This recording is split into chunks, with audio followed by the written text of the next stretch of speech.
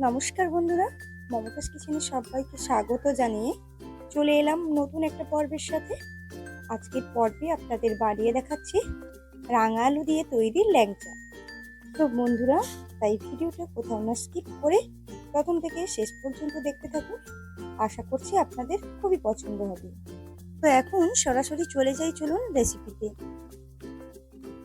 প্রথমেই দেখুন, রাঙা আলুর ল্যাংচা বানানোর জন্য এখানে আমি 300 গ্রাম রাঙা আলু নিয়েছি। দুটো রাঙা আলু ছিল, আমি এভাবে টুকরো করে নিয়েছি।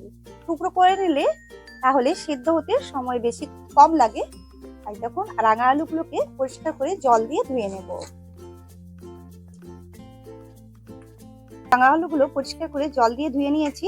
এখন একটা প্রেসার কুকারে দিয়ে কিন্তু এই আলুগুলোকে খুব ভালোভাবে সেদ্ধ করে নেব।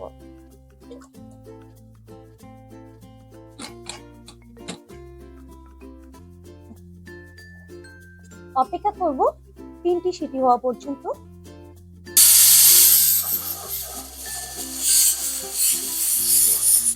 দেখুন, 4টা সিটি দিয়ে নিয়েছি। এখন গ্যাসের ফ্লেমটাকে বন্ধ করে দিচ্ছি। অপেক্ষা করব ভেতরের যে গ্যাসটা রয়েছে ওটা বাড়ি যাওয়া পর্যন্ত।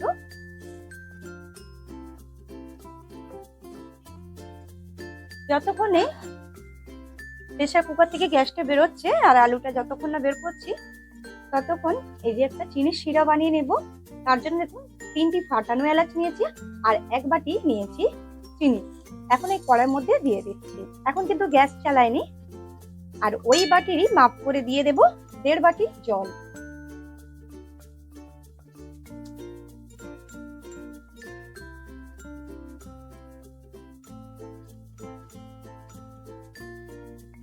দেড় বাটি জল দিয়ে দিলাম। এখন গ্যাসটাকে জ্বালিয়ে শুধুমাত্র চিনিটা গলে যাওয়া পর্যন্ত অপেক্ষা করব। এভাবে নাড়িয়ে চাড়িয়ে চিনির শিরাটি তৈরি করে নেব।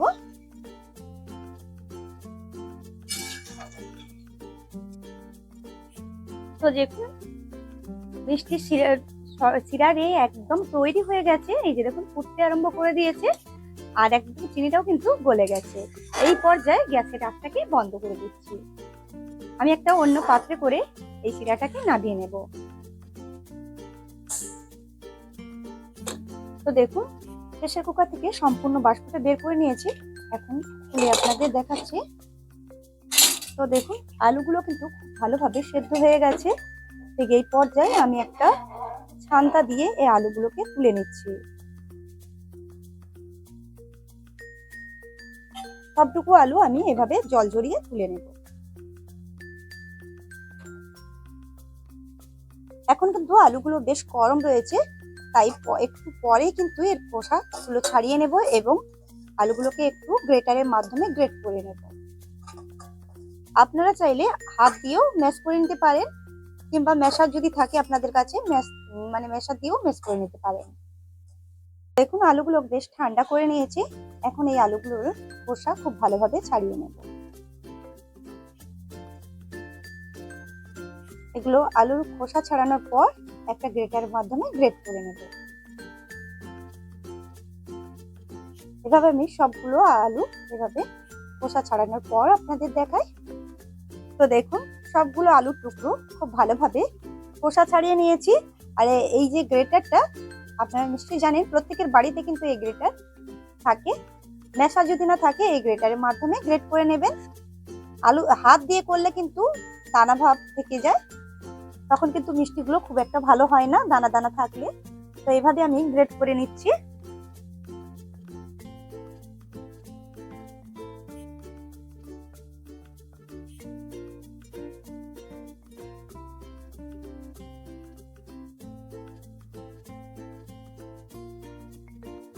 তো দেখুন, সবগুলো ল্যাংচা আমি তৈরি করে নিয়েছি। এখন এই ল্যাংচাগুলোকে ভেজে নেব। সবগুলো ল্যাংচা দেখুন, দেখুন এখনই কতটা সুন্দর হয়েছে। আর এখানেও দেখুন 3টে করে নিয়েছি, যে ফলাতে আমি মেখেছিলাম রুটি। তো দেখুন, ল্যাংচাগুলো ভেজে নেওয়ার জন্য বেশ কিছুটা সাদা তেল আমি কড়ার মধ্যে দিয়ে দিয়েছি। আর তেলটাকে খুবই হালকা করে গরম করে নিয়েছি।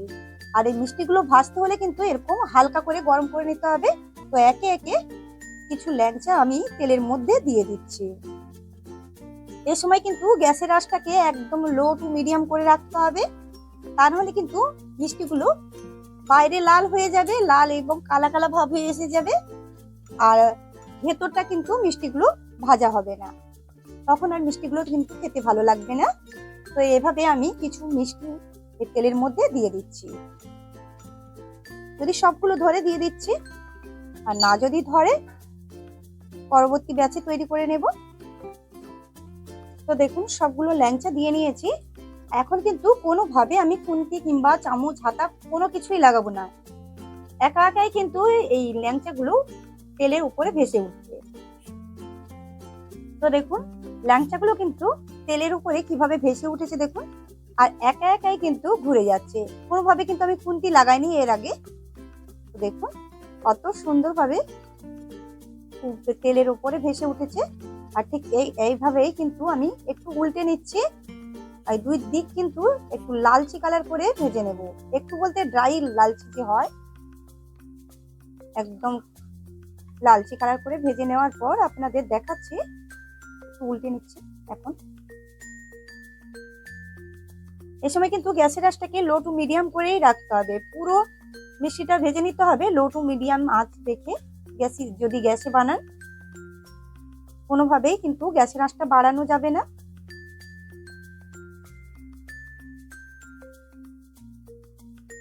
তো দেখুন ল্যাংচাগুলো খুব ভালোভাবে ফুলেও গেছে, আর কতটা বড় বড় হয়েছে দেখুন মিষ্টি মানে ল্যাংচাগুলো।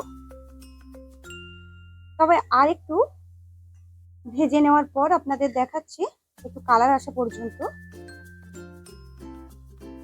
আরো কিছুক্ষণ সময় ধরে ভেজে নেওয়ার পর ফিরে এলাম।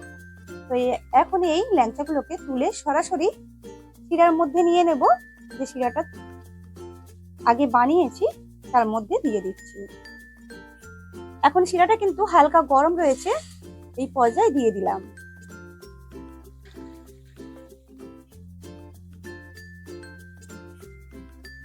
এভাবে আমি সবগুলো ল্যাংচা তুলে ওই রসের মধ্যে দিয়ে দিচ্ছি।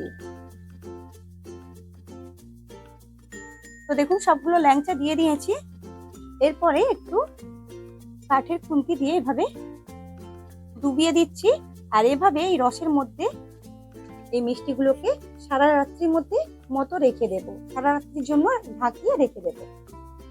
বন্ধুরা সারা রাত্রি এই ল্যাংচাগুলোকে রসের মধ্যে ডুবিয়ে রাখার পর এই ল্যাংচাগুলো দেখুন ফুলে একদম ডবল হয়ে গেছে, দেখতেও দেখুন কতটা সুন্দর হয়েছে, পুরো যেন দোকানেরই মতো। এর টেস্ট কিন্তু হয় দোকানের থেকেও আরো বেশি। আপনারা আমার মতো করে বাড়িতে বানিয়ে দেখতে পারেন এই রাঙা আলু ল্যাংচা। তো বন্ধুরা আমি আপনাদের একটা কেটে দেখিয়ে দিচ্ছি কেমন হয়েছে, আর স্বাদটাও আপনাদের বলে বুঝিয়ে দিচ্ছি।